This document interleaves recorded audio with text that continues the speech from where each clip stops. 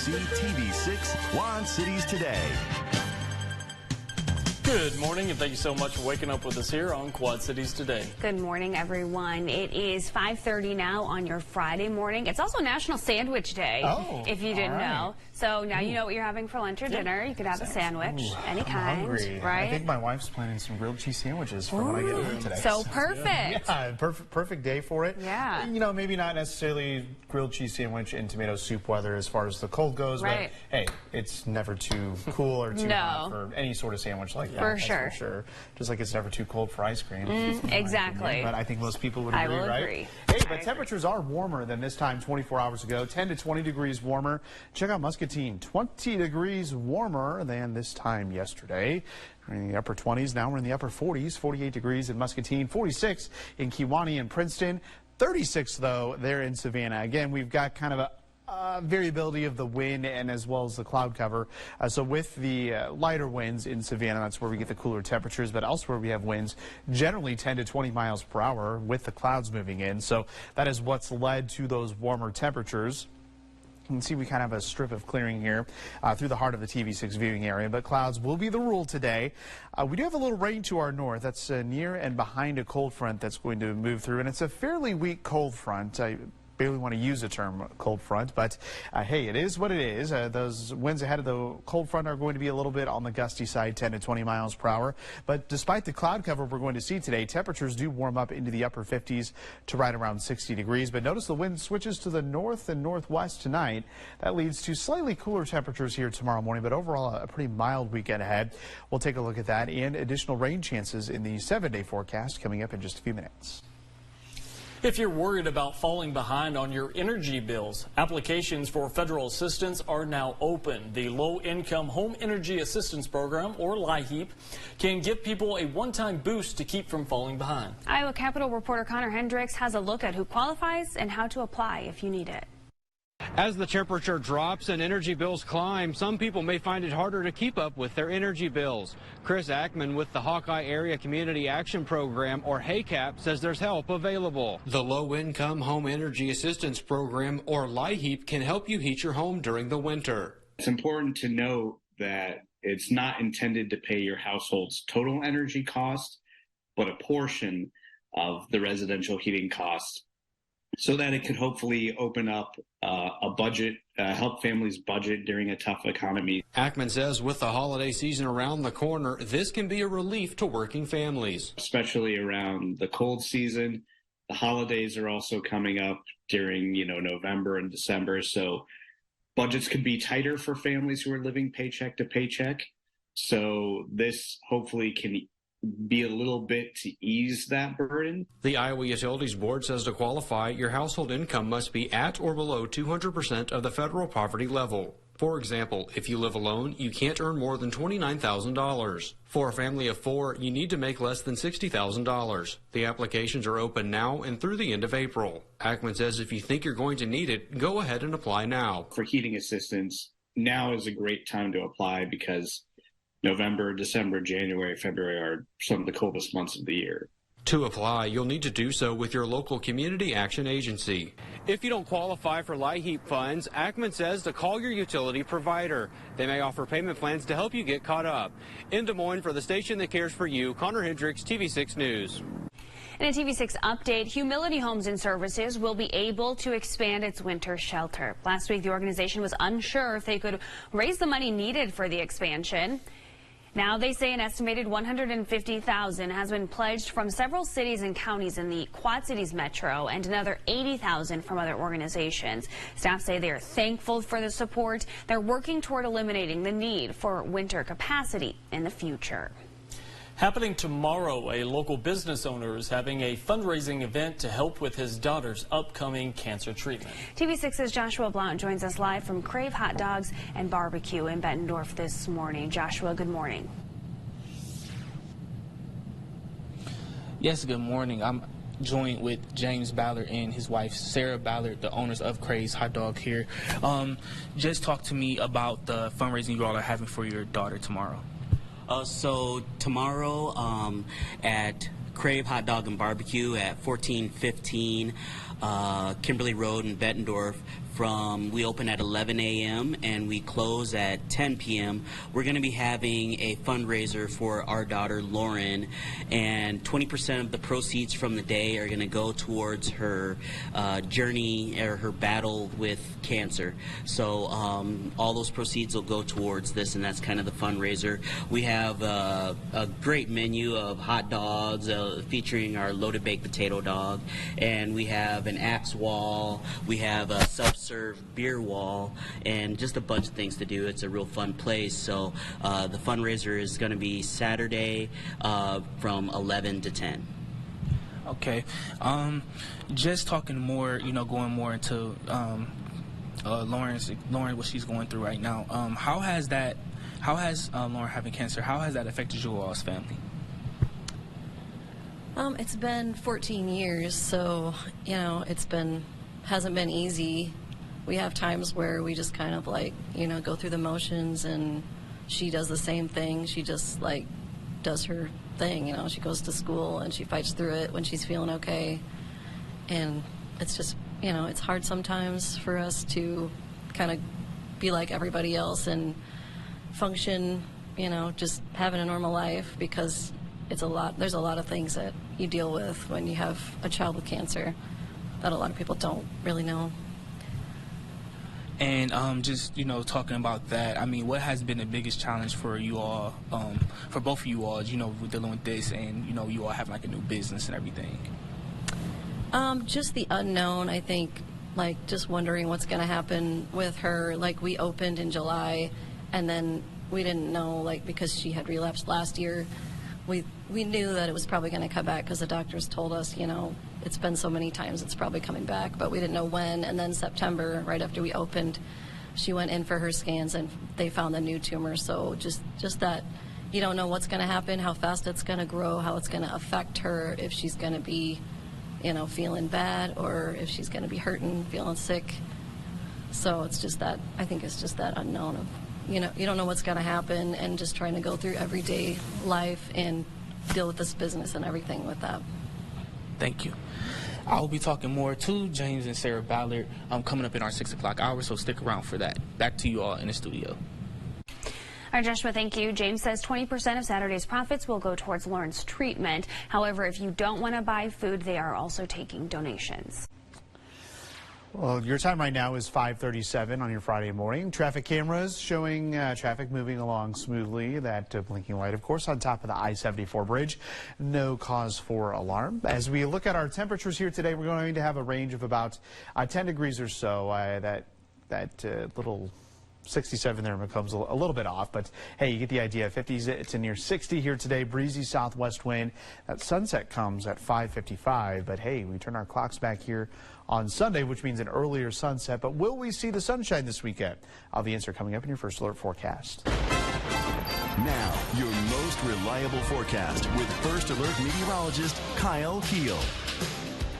We are waking up to milder temperatures than what we saw around here yesterday morning at this time. And we also have a pretty quiet view on our sky view camera. It's not shaking around too much, but as the morning progresses, we will start to see those winds pick up 10 to 20 miles per hour.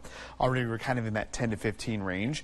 Our temperatures, as I mentioned, much warmer than this time yesterday. The coolest temperature we can find on the map, 37 in Savannah, 48 degrees in Muscatine. Yesterday at this time, Muscatine was at 28 degrees. It's 47 in Moline, 46 in Davenport, as well as Princeton, 42 degrees in Galesburg. So there's your wind out of the south and southwest, anywhere from about 5 to 15 miles per hour. At times we could see gusts upwards of 25 miles per hour here heading into the afternoon, but it's that south wind that is going to lead to those warmer temperatures. We're not going to get much help from the sun today due to the fact that we will have a mostly cloudy sky. Might see a few peaks of sun here as the sun rises this morning, but notice off to our north and west, it's where we have this weak cold front that's going to continue to track off to the south. So once it gets into our northern counties, it'll kind of put a cap on those temperatures today. So we're talking some low to mid 50s. This is also where we could squeeze out perhaps a few sprinkles. Not looking at any appreciable rainfall, that's for sure. Temperatures elsewhere mid to upper 50s to near 60 degrees. We'll have that southwest wind continuing until it switches to the north tonight. So temperatures will be a little bit cooler than what we're waking up to this morning. Low 30s expected here to the north, mid to upper 30s farther to the south with that partly cloudy sky. We will see some more sunshine here heading into the weekend, so we can kind of enjoy these sunsets that happen just before 6 o'clock. But hey, Sunday after we turn the clocks back, 1 hour earlier, 4:52 is that sunset, and then we'll see those sunsets get earlier and earlier through the winter solstice, and then finally by January we'll start to add a few minutes here each and every day. So Exact Track showing those clouds taking over our sky heading into the afternoon. We'll keep those winds out of the south and southwest from about 10 to 20 miles per hour. A couple sprinkles possible. You'll notice that showing up here on Exact Track. It's got a really good handle on the amount of moisture that we have available in the air. It's not a lot. We do have some dry air in place, so mostly dry here as we head into today. Maybe a little patchy fog tonight, otherwise sunshine and clouds mixed here as we head through the day on Saturday. We'll have highs tomorrow in the upper 50s, low 60s here on Sunday before another front moves in here later Monday. So Monday will be a warm day, highs in the upper 60s. About 10 degrees cooler on Tuesday with just a slight chance of rain. The U.S. Secretary of Veterans Affairs made a trip to Iowa with the goal of making sure veterans know what health care options are available. Dennis McDonough toured the VA hospital in Iowa City, which is one of only 5 locations that offers VA rural health care in the country. He spoke about increasing access to care and the COMPACT Act, which stands for Comprehensive Prevention Access to Care. The new law allows veterans who are suicidal to get care at a non-VA facility. There's a new program about a year old that if you're a veteran and you want to see someone today in a hospital because of a mental health care crisis, just go ahead and walk on into any hospital, whether you're enrolled at VA or not, and whether you come into a VA hospital or to some other hospital. We will take care of the bills. Let's get you the care that you need today. He also talked about what's available to veterans as they transition out of service and into other programs, including agriculture. And with Veterans Day coming up, here at TV6, we want to honor those who served our country. We are asking you to send us pictures of veterans in your life. You can scan the code on your screen. You can see it right there, or submit your photo online. We'll show those pictures during our newscast on Friday, November 10th. A woman who lost her leg in the Davenport building collapse says she wants $50 million to compensate her for all she's had to go through. There was a press conference yesterday where she and her attorney gave an update on her recovery and what they want in this lawsuit. Peach Berry's whole life changed on May 28th when she had to have her leg amputated at the building collapse site. Civil rights attorney Andrew M. Stroth says they want a jury trial and are demanding $50 million for Peach Berry's recovery and rehabilitation. And this 25-year-old young black woman doesn't have a leg, and it should have never happened. So here's what we're saying. We're demanding, we're asking, we're requesting the citizens of Davenport and the mayor and the leadership to come to the table and try to do what's right and resolve the cases with the 3 families who lost their loved one. Now, we also heard from Peach herself. Everything in my day-to-day has changed. Like, everything I have to do is different. I feel way better than I did in the beginning, of course. Mentally, it's a struggle. It's hard. Like, you don't know if you're safe in any building. And it's very triggering. A lot of things are triggering. Things that never triggered me before are triggering now. This is one of multiple lawsuits that has been filed against the city of Davenport and building owner Andrew Wold. The family of Brandon Colvin has also filed a suit. Colvin and 2 other men were killed in that collapse. We did reach out to the city of Davenport for comment, but we did not get a response. Next week here at TV6, you can help people in need throughout the Quad Cities keep warm this winter. We'll be hosting a blanket drive. It's in partnership with the Bettendorf Rotary Club, who will be giving out the blankets to dozens of nonprofits with outreach to the homeless and others in need. Next Friday, drive up and drop off new and gently used blankets at our station here at 805 Brady Street in Davenport from 8 a.m. to 6 p.m. We will also be accepting monetary donations. All right, well, a significant power outage in the Illinois Quad Cities. You are looking at the outage map right now. You can see around 7,000 customers are without power this morning.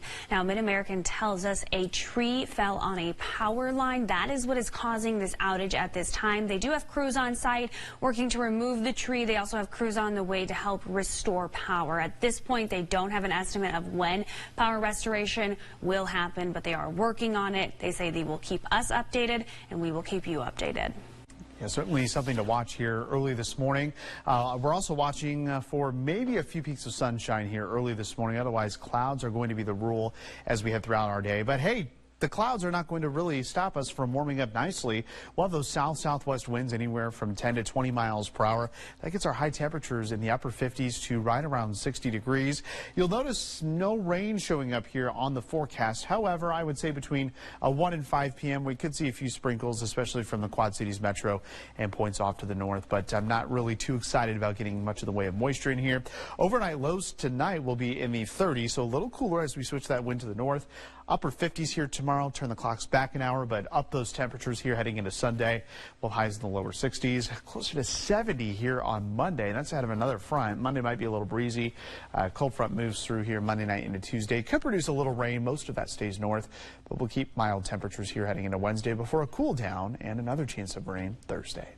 You're watching KWQC TV6 Davenport, celebrating 75 years. Live from the Quad Cities' #1 station for news. This is KWQC TV6 Quad Cities Today.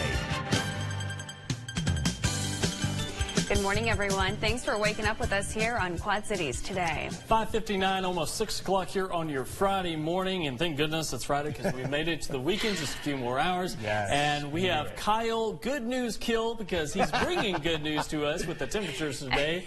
So, Kyle, it's looking not too bad out there compared to the last few days. Yeah, the last few days, especially Halloween, and keep going back to that. Just kind of a complete 180 that we've done here, rounding out the week. So some good news to report this morning. Temperatures 10 to 20 degrees warmer than this time yesterday. So that is a nice map to see, starting our weather off here during the 6 o'clock hour. It's 47 degrees right now in Moline, about 10 degrees cooler there in Savannah at 37. We have 44 in Rock Falls. Just got a couple updates there. 46 in Davenport and Maquoketa. 48 degrees in Muscatine. It was about 30 degrees yesterday at this time there in Muscatine. So thanks to the south wind and some clouds moving in, we do have those warmer temperatures. Right now the winds are anywhere from 5 to 15 miles per hour. Could see those get up to about 20 miles per hour, gusting to 25 miles per hour here at times ahead of a cold front that is going to move through. We can already see kind of the signs of that with some returns of rain on the radar. However, here locally, just a mix of clear sky and clouds. Those clouds are really going to take over today. A lack of moisture, though. So a lot of this rain that you see is fairly light in nature if it's reaching the ground at all. We will have temperatures today that do warm nicely despite the cloud cover. We'll have temperatures close to 60 degrees. Will this continue into the weekend? The answer coming up in your First Alert forecast. All right, we want to start off with an update this morning. A significant power outage in the Illinois Quad Cities. Right now, you're looking at the Mid-American outage map. You can see nearly 7,000 customers are without power this morning. Now, Mid-American tells us a tree fell on a power line, causing this outage. They do have crews on site, they tell us. They have more on the way to work to remove that tree and restore power. Now, no estimate yet when that will happen, but we will keep you updated. U.S. Secretary of State Antony Blinken is in Israel this morning, his third trip to the country since the October 7th Hamas terrorist attack. Back in Washington, the House passed a funding package for Israel, but not Ukraine. Senate Democrats and some Republicans say the bill is dead in the water in their chamber. NBC's Chris Blown has the latest from Washington. Landing in Israel for the third time since the war began, Secretary of State Antony Blinken. And tension on college campuses over the war continues to grow. At Tulane University in New Orleans, a clash between pro-Israel students and a pro-Palestinian group. Threats and violence are easy to identify. Tulane's president says hate speech can be harder. At protests, pro-Palestinian groups have banners that say, "From the river to the sea." From the river to the sea is the elimination of Israel as a state. And what that means, where are those 12 million Jews going to go? I believe that they interpret it as a call for Palestinian liberation, but I think the most important thing is that it has the potential to feel like hate speech to others. And I think that You really have to balance those two perspectives, but we're not making room for both sides. Cornell University has canceled classes today, citing extraordinary stress after threats were made. Switching gears now, happening tomorrow, a local business owner is having a fundraising event to help with his daughter's upcoming cancer treatment. TV6's Joshua Blount joins us live from Crave Hot Dogs and Barbecue in Bettendorf this morning. Joshua, good morning. Yes, good morning. Yeah, I'm here with the owners, James Ballard and Sarah Ballard, here at Crave Hot Dog. Tell me about the fundraiser you all are having for your daughter tomorrow. So it's a fundraiser at Crave Hot Dog and Barbecue at 1415 Kimberly Road in Bettendorf, and basically 20% of the proceeds from the entire day will go towards Lauren's cancer journey. And basically we open at 11 a.m. and we close at 10 p.m.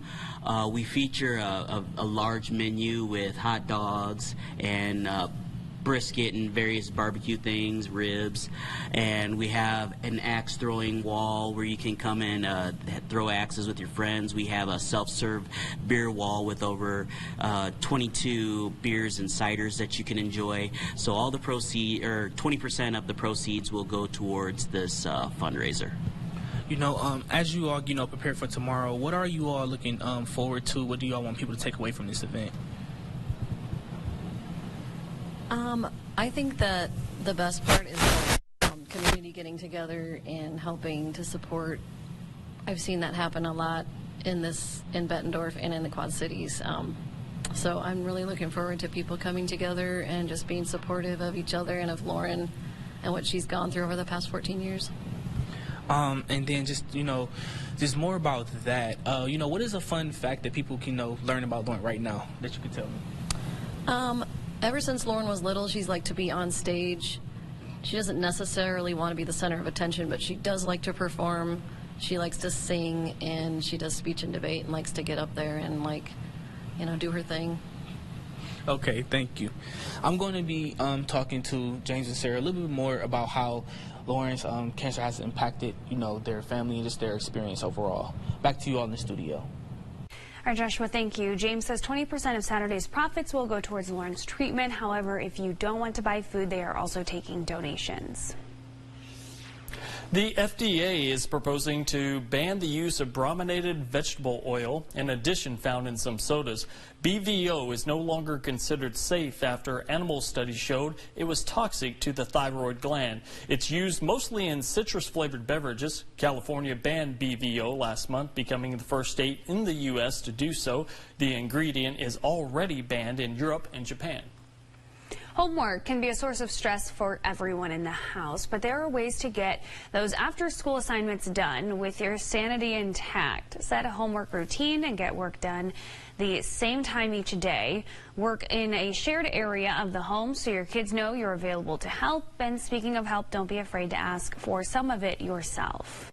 And model, I'm going to take a deep breath, I'm going to take a break, I'm going to, talk to the teacher to see how we can better manage this together. You really want to take those opportunities to model how to positively overcome challenges with your child.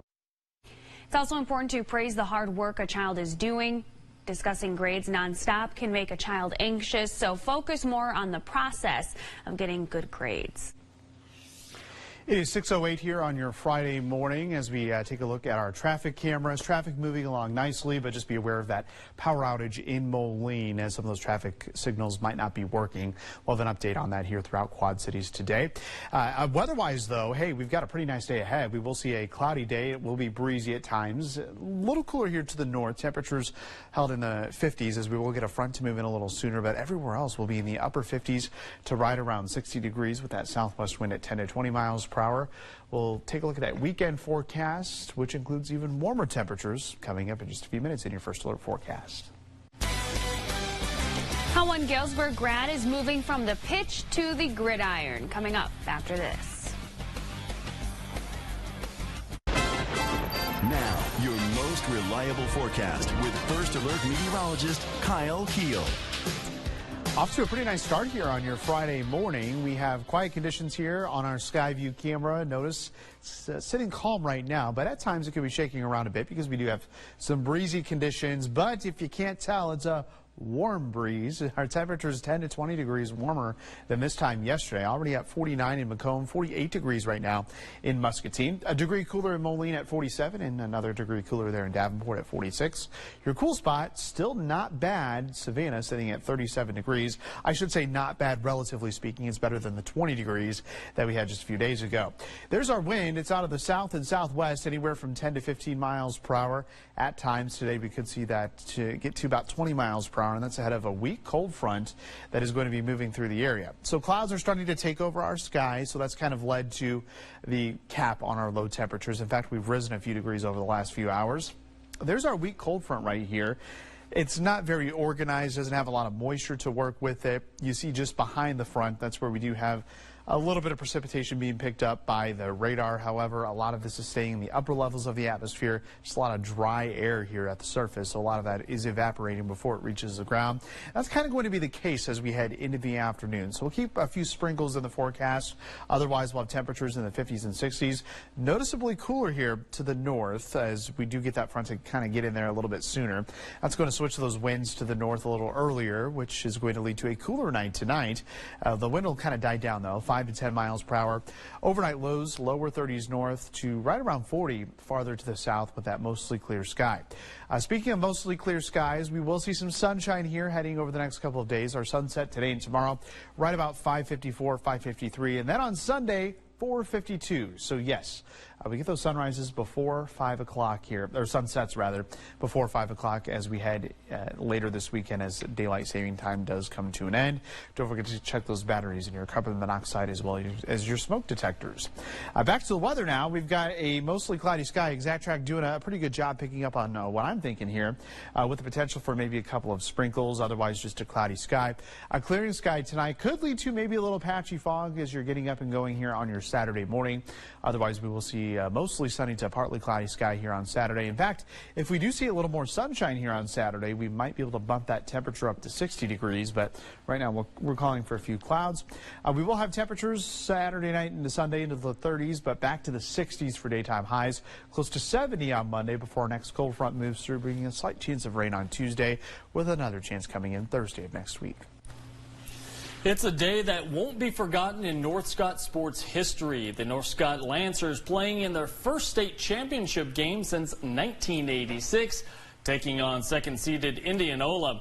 And North Scott, well, they got to business as they get the win in straight sets. The Lancers are the 4A state champs.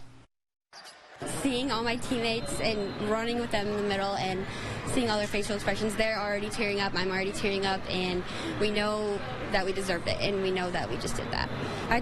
I know that we're going to be there's going to be so much celebration going on at school tomorrow, and I'm really looking forward to it, and just knowing that we were the next group to be able to do that for that long is incredible. It's awesome because I think not a lot of people think we could do it because it's been so long.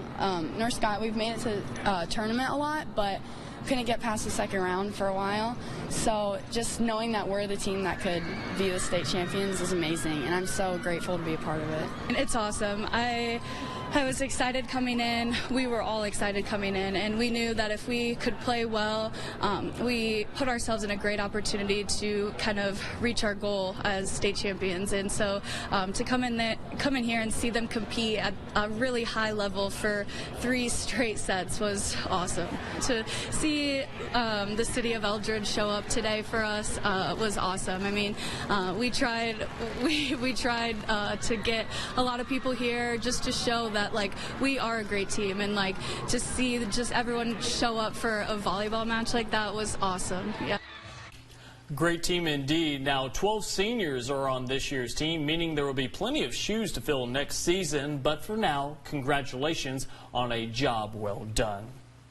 Well, there's no question, Jenna, being the first to do something takes courage. Sure does. And for one Galesburg graduate, she's making history each time she kicks a football. TV6's Evan Denton has her story. They're just all very hey, no pressure, we're all rooting for you. Before September, Grinnell College freshman goalie Juniper Schwartzman says she had never kicked a football. After one of my soccer practices, my soccer coach came up to me and was like, hey, have you like ever thought about being a football kicker? It's like, oh, no, but I'll try it out. That same month, the Grinnell College football team had an issue in his kicking game. I figured I could do it, but I just needed to make sure. So I went out the night before with some of my friends, and some of them like held the football for me, and I just kicked a few, and I'm like, oh, I can do this. Like, this is fine. So then that gave me the confidence to go out the next morning in front of the coaches and try out. And it didn't take long for Schwartzman to wow the coaches. I remember after about 3 or 4 kicks, we realized she can definitely do this. She certainly had the talent to do it. It was a matter of, just changing the approach. Kicking a soccer ball, you're looking for a little bit more distance than height. For football, it's to get over a line that's on a rush. Schwartzman is the first ever woman to play football at Grinnell. I just think that it's really cool to be an inspiration for younger girls who might want to play football in the future. On September 30th, Schwartzman was called upon to kick an extra point against Lawrence University. I had like a little groin injury, so I was kind of nervous about kicking just because it was hurting every time I kicked the ball. So I was just, please don't mess up, please don't think about pain, just do what you know and just kick a football. The result? Schwartzman, the first woman to ever score a point for the Pioneers. We looked at this not as she's a female, but hey, this is someone who can help us now with a problem that we're having. And she came in here and did that, and our team is incredibly appreciative of that. I actually didn't know that until after the game ended, and I saw, oh, Grinnell's first female kicker, and I was like, oh, that's awesome. I think that it's really cool how women are just joining these things that they didn't used to. In total, Schwartzman plays 3 sports total: football, soccer, and basketball.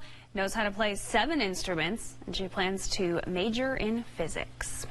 Well, the Cyclones are in the hunt for the Big 12 title game. Currently, Iowa State is part of the 5-team tie for first place at 4-1 in conference play. Iowa State is on a 3-game win streak with marquee games against Texas and Kansas State still looming. Matt Campbell says it's important that his team takes it 1 week at a time. Our program has really been its best when we've just worried about what's going on here and now. And, I think the whole thing with this group, I think it's already passed that test in a way, because I think people wrote them off probably in May. And they've had the ability to just worry about the process that it takes to be successful. And I really, that's got to start at the top, and the top for us is our senior leadership that we've been really fortunate to have. The Cyclones host number 21 Kansas on Saturday at 6 p.m. All right, good luck to them. And hey, we've got some pretty nice weather ahead of us today. It could get a little breezy at times, and we will see quite a bit of cloud cover, but those temperatures noticeably warmer as you're stepping outside. 47 degrees, but that southwest wind at 10, knocking our wind chill down to about 42 degrees. And our dew point's at 29. So that just goes to show you that we do have some dry air in place. So that means that we're going to see a lack of rain, despite what you might see on radar here when I show you it in a moment. But temperatures upper 30s to upper 40s, so kind of a range in temperatures. That's going to be the case here as we head into today, as that front gets a little bit closer to us. So once it gets into our northern hometowns, it'll kind of put a cap on those temperatures in the lower to middle 50s. There is some rain up toward the Twin Cities heading into portions of northern Iowa. However, with that dry air in place, a lot of us are going to stay dry. Could be a couple sprinkles here later this afternoon as temperatures get close to 60 degrees. We have even warmer temperatures in the 7-day forecast, and we'll show you that within the next half hour.